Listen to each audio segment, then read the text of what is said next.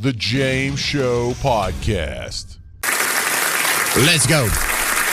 As bad as our politicians are in D.C., as bad as they are in Austin, we are not as far down the ridiculous rabbit hole as our cousins over in the UK. Now, the UK, we laugh at them a lot. But I have a theory. I have a theory on why Europeans are so sissified compared to their American cousins over here. And it's pretty simple. There was a small little window there of about 300 years where if you were in Europe, you were living in a feudal monarchy or something close to it, and America existed. And you had our forefathers had the choice. Do I stay here in Europe, or I'm someone's property? It's not quite slavery, but being a peasant or a serf, depending on what country you're from, it's very similar. You're kind of married to the land. You can't move. You can't own your own property. You have this master who provides you with housing and health care and food and whatnot, and you work for him basically for free. But you're taken care of. You're not going to get run over by the next invading tribe. There's not going to be any Indian attacks. The likelihood of starvation or famine is a lot less than if you go to America, where you have no safety net, where you have no lord, you have no community that already exists that can help support you. And the trade-off for ultimate responsibility is ultimate freedom. And so for 300 years, you had the strongest, the most able, the most brave, the most courageous, the most innovative, the ones who most yearn to be free, the manliest people selectively themselves coming over here to America. It's not the weenies that came over here from 1500 to 1900. No, the weenies stayed. And so then that's my explanation for why here in America we fight tooth and nail to keep our guns. Meanwhile, in England, they gave up their guns a long time ago, their rifles, their pistols. Now they're down to knives, and you get carded to buy a butter knife now in England. And now, even now that they have knife control, they still have an epidemic of crime. In fact, the epidemic, the amount of violent crime is comparable here. They just do it more with knives than guns.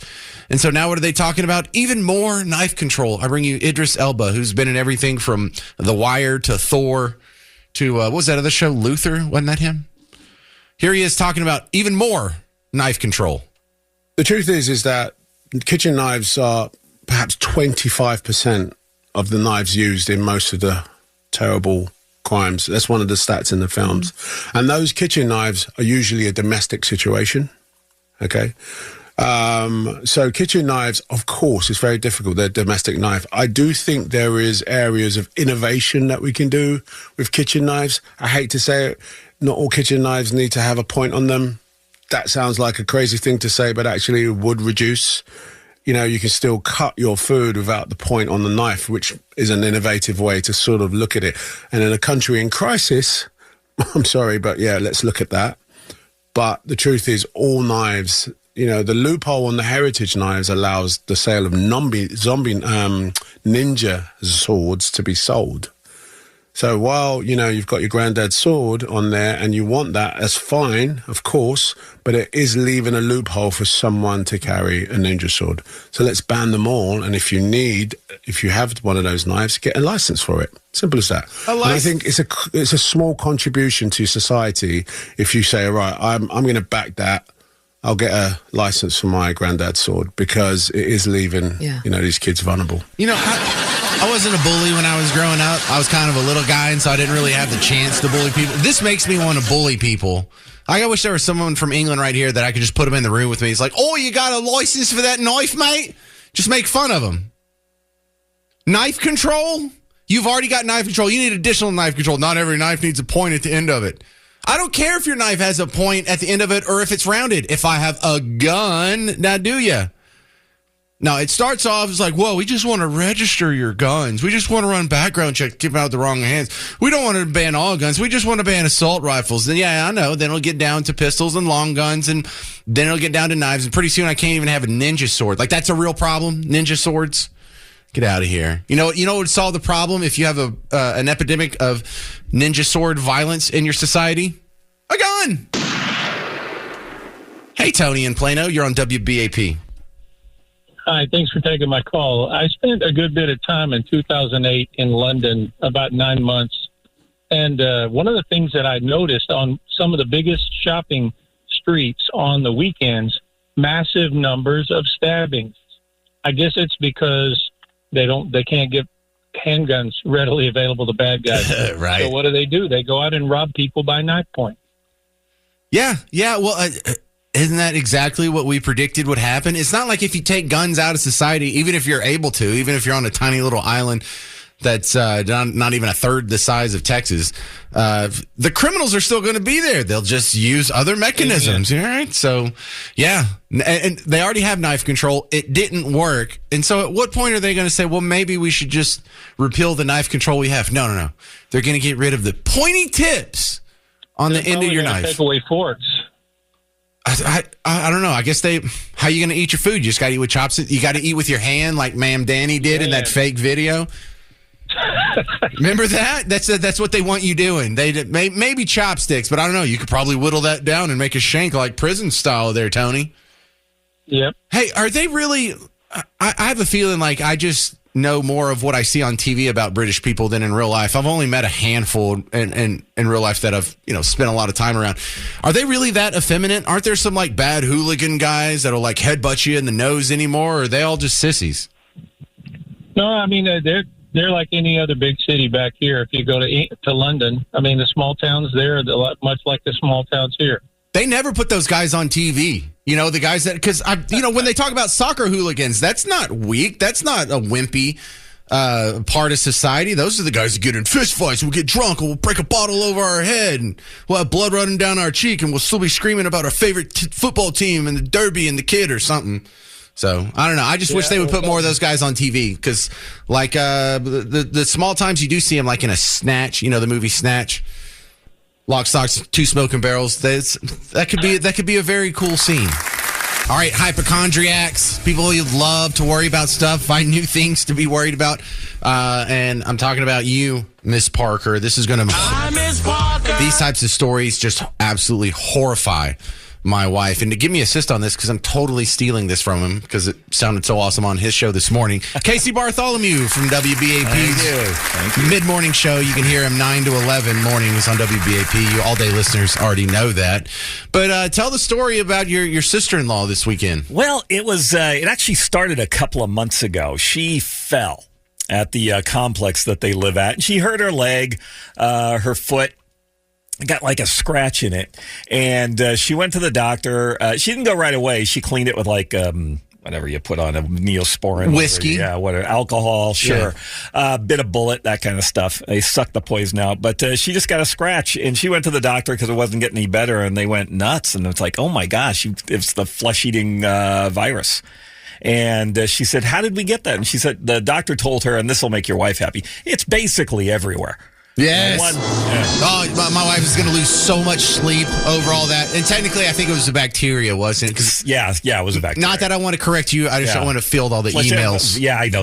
I don't care. Somebody did the same thing to me on there. But the bacteria. And it's basically out there. And one day it's going to kill us all and rise up and that kind of thing. So your sister-in-law got a scratch on her foot. Yeah. It wasn't healing. So she's like, I'm going to go to the doctor. Maybe I'll get some antibiotics or they'll spray something on it. And they just took off her foot. Now, well, no. This was a couple of months ago, and they like 2 months ago, and they were looking at it, and they were pumping her full of antibiotics, and the scar on the outside was getting better, and it was looking better, but the foot still hurt. And I was, they live in Palm Springs, California, and I was out there for my dad's birthday last week, just turned 84, and I saw her. Birthday. Yeah, I saw her and talked to her, and yesterday I flew home, and when I got on the plane yesterday, she was going to the doctor because her foot still hurt. And I got on the plane and her foot hurt. I just figured, well, maybe there's a scar inside that's scratching, something like that happens.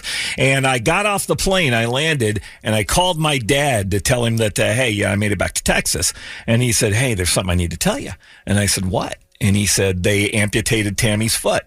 And my dad does big dad jokes like that. It's the way it is. And I was like, yeah, they cut her foot off. What happened? He said, no, they cut her foot. She went in with a foot, and she's still in the hospital right now. She has no right foot. They took it off. Is wild. That is so, because by God's grace go any of us. Yeah, and this bacteria is apparently all over. It's probably here right now among us. So don't cut yourself. It's probably on Garrett for sure. I heard it was at your wife's place. Yeah, yes. Right Oh, no. Miss Parker, she's going to get no sleep. Yeah. She's just going to be rubbing alcohol over everything in the house. Yeah, the alcohol couch. won't kill it. It's a super bug. So I thought alcohol was deadly to bacteria, but not viruses. What do I look like a doctor? Forgot. I don't know either. but she was. They said the story I got. I didn't know much this morning, but the story I got is that there was this little tiny area. And on the inside, and they went inside and looked, and it was minuscule, but it was not healing. And they had been pumping her with antibiotics, and this thing was impacted not at all. And so they said, doctors being doctors, said, area, cut your foot off. And she was like, well, when? Well, the sooner the better, because we can't get this to stop. And if you can't get it to stop, it's just going to it's just going to grow. It's just going to expand. So, all right. You're hearing Casey Bartholomew from the WBAP mornings. Wouldn't you get a second opinion on that before you let them hacksaw your foot? They did. There were other doctors there, and they all came in, and they all like, ew, that's gross. And so now she's got to take her foot off. Well, it's already off, but she's going to have to wear a prosthetic.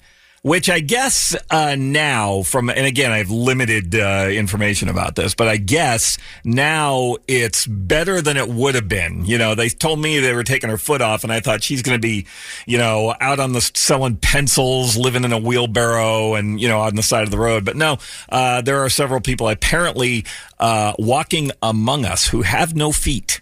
Oh, yeah.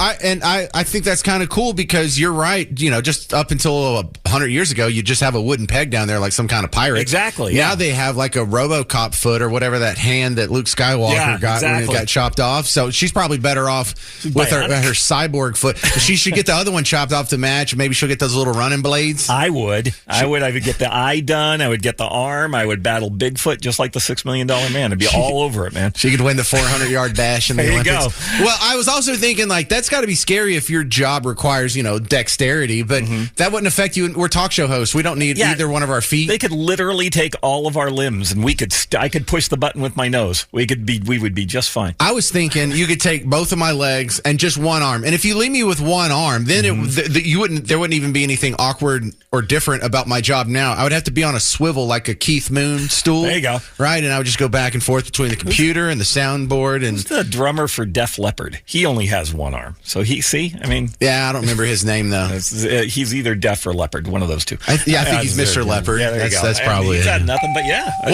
and then on top of that, some guy called in and he's like, "Oh yeah, I'm familiar with this virus. It just killed it. What was it? His wife or something?" Yeah. It takes it, and again, it's everywhere. Right. It's in our food. Well, that's something it's that on our pencils. We had to deal with through all of human history up until Louis Pasteur, which is maybe 100 years ago. And I think in history, there's a ton of these stories where like Alexander the Great got a boo-boo on his wrist and then ended up dying.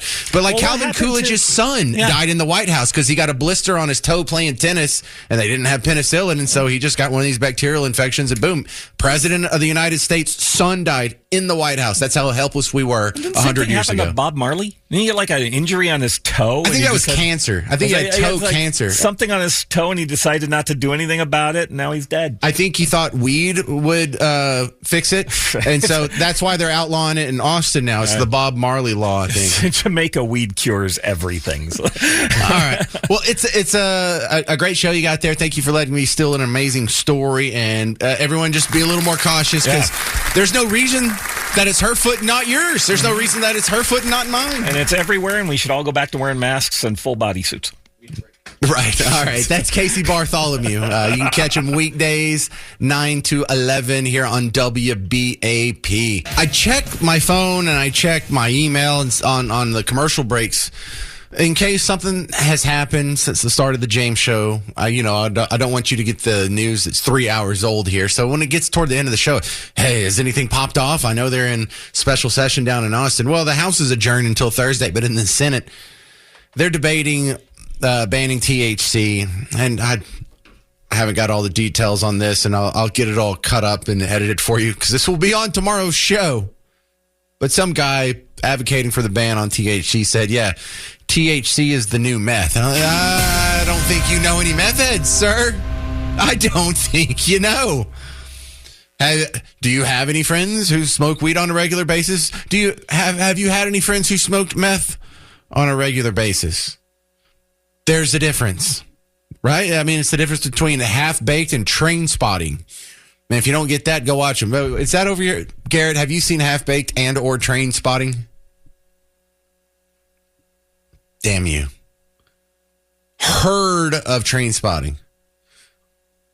Yeah, you have homework now. I need you to see those two movies. Because really, if you want your kids to not do drugs, the system we've got now is just ridiculous. Because I probably joked with you. You probably joked with your friends. And now my kids are going through it. I remember getting pulled into like the Bug Tussle Middle School auditorium when we were like 7th and 8th grade, and they had to have a drug talk with us, and everyone got this handout, and it was like this chart on all the different kinds of drugs. You know, here, this is a barbiturate, this is a stimulant, this is a depressant, this is an opiate. And then it had the street names for it, it had the dosage for it, it had the side effects for it, it had like the mortality, like how many people it kills every day. And I was like, I don't know what half these drugs are. Why are you telling me this? Why are you am I going to drug college here? Is this drug school? Oh, good. Now I know about all these drugs. I didn't know barbiturates were a thing. Oh, that's what killed Marilyn Monroe. Interesting. Well, that must be fun. And my kids came home with like a chart. And I want to go to school. It's like, will you stop teaching my kids about drugs? They don't even know what this stuff is yet. You're ruining it for me. But yeah, we'll go a little more in depth on tomorrow's show. Today, I know you're going to get a kick out of this. There's a group called the United Service Workers of South Carolina or something to that effect. But these guys are trying to organize Dunkin' Donuts workers in South Carolina, and they're going on strike over working conditions and fair pay. And anyway, here. I'm standing today to try to make a difference. By the way, they're reading their demand letter. I didn't put this music on there. I'm standing today to try to make a difference, make a change. I'm standing together today to demand a better working condition, higher wages, better management, and a safe workplace. This company is profitable because of our hard work, yet our wages cannot cover the basis. No one should have to come to work in fear of the management is going to try to find a reason to cause an issue with anyone. Dunkin' management and the owners know that they can afford to provide a better workplace. They just refuse to do so. Therefore, we demand equity and equal treatment, the end of racial discrimination, respect for management. We demand health and safety. We demand fair and consistent scheduling. We demand fair pay. We demand all workers to receive a base pay of $25 an hour. We exercise our rights to organize and demand a seat at the table. We just served the demand letter at Dunkin' Donuts, and we are here to fight the unbiasedness, favoritism, abuse of authorities, and wrongful termination. Oh, my God. That is so heartbreaking looking at this video because it's rotating. They're all reading their little script there, the demand letter, and it's for women. And look, if I were the type of person that made fun of people's appearances, I would point out there's about 800 pounds of women between them. That's not important. It's just, couldn't you find a better spokesman? Because in your demand letter, you should, maybe you want better working conditions and higher pay. You probably need a treadmill in there, too. And I don't say that to be mean. I'm not picking on them. But the legit problem with that is they're barely literate. Did you hear how poorly their reading skills were? You're trying to say that you deserve more money. You deserve more money. You can barely read the menu. And it's so sad because they act like, I don't want them to be driven underfoot of some greedy corporate franchisee who just seeks to exploit their labor for the cheapest amount possible. I want them to use this as a stepping stone to go get a better job or a better career. I don't want them having a living wage where they're just going to spend the rest of their lives frying dough. That shouldn't be the pinnacle of your existence. I think you're capable of much, much more. I would start, though, with your reading comprehension. But also, I'm a guy that, I was raised in the 80s/90s. That reminded me of something. That was like that episode of Transformers when Starscream from the Decepticons tried to start a union and they were going to strike against Megatron because they didn't like their working conditions. And yes, I know this is AI, so shut up. But it's a funny bit. Hang on. This is from the fake Transformers. This wonderful soundwave. Just one of these rubies has enough energy to create countless anodot cubes. Soon, We will have enough power to crush those pathetic Autobots. Lord Megatron! What is this now, Starscream? I'm forming a union. Foolish Starscream. What did you say? The other Decepticons and I decided to unionize. What? Why? Look around you, Megatron. You literally had us working in the mines for 37 hours. These conditions are absurd. They are showing loyalty to their master. They acted to break the silence! See? This is what I'm talking about. You think this will make you leader of the Decepticons, Starscream? You'll have to try harder. I am merely concerned for the well-being of my fellow cons. Oh, that's a great one, man. Yeah, they didn't really try and unionize. Starscream didn't try and unionize the Decepticons against Megatron. Garrett, that was an AI thing, but it was hilarious, and that'd have been a really complex episode for 10-year-old James Parker to digest. All right, coming up next on the James Show, Jeff Daniels did an interview over the weekend. You know, the famous actor. He went on a little anti-Trump screed. We'll address that next. I'm James Parker, News Talk 820, 93.3 FM, WBAP. I'm going to give you the criticism of a soundbite before I play you the soundbite because I want you to hear it in there.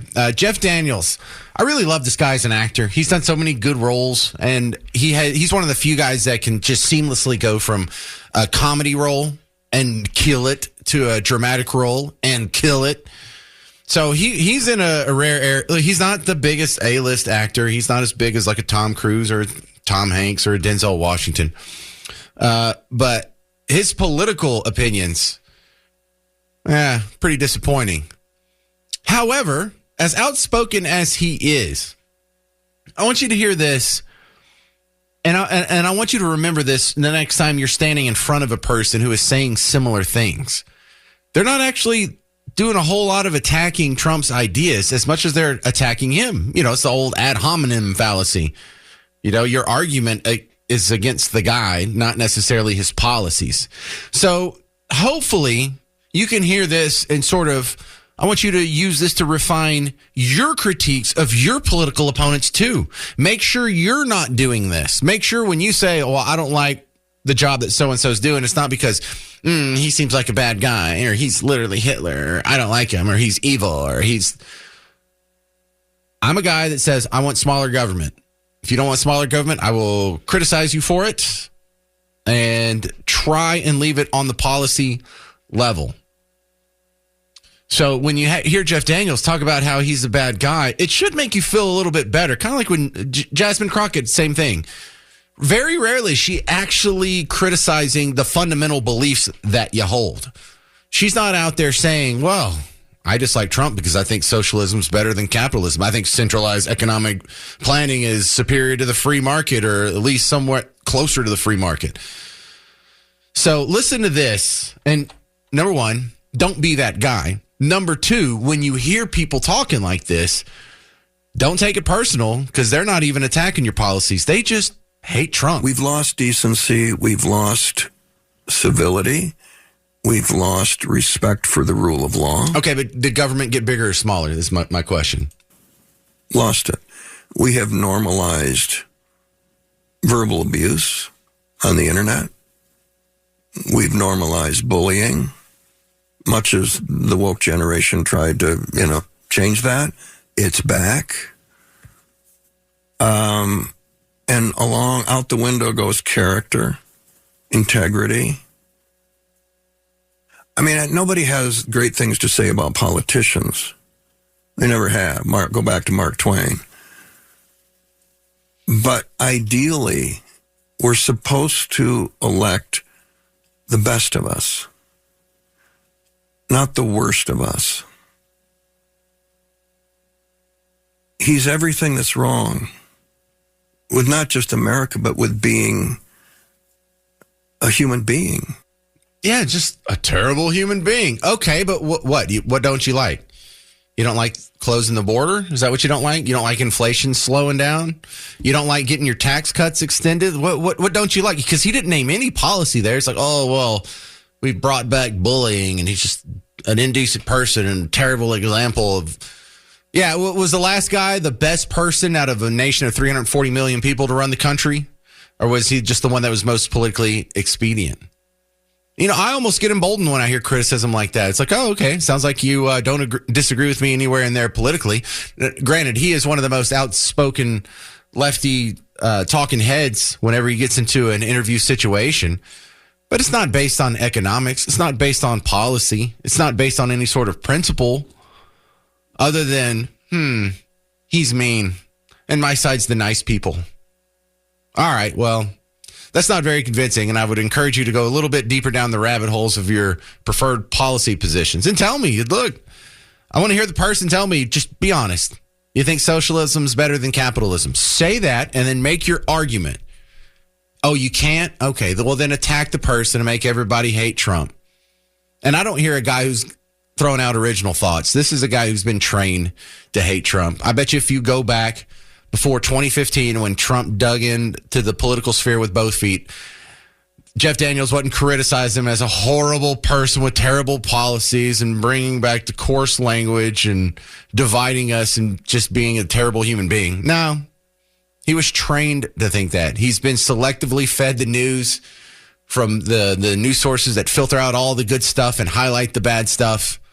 And what you're really hearing is an easily led automaton.